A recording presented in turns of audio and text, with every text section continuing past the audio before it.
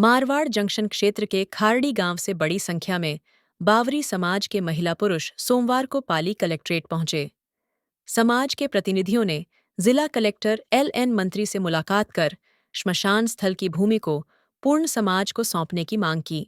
बावरी समाज के लोगों ने बताया कि खारड़ी गांव में समाज के लोग पिछले 300 वर्षों से एक विशिष्ट भूमि पर अंतिम संस्कार करते आ रहे थे।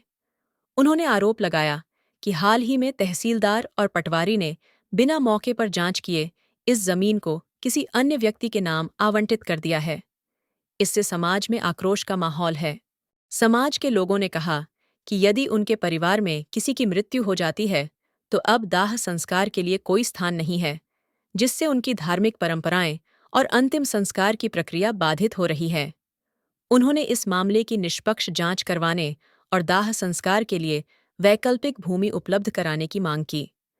प्रदर्शन के दौरान बड़ी संख्या में बावरी समाज के लोग मौजूद थे, जिन्होंने न्याय मिलने तक संघर्ष जारी रखने की बात कही।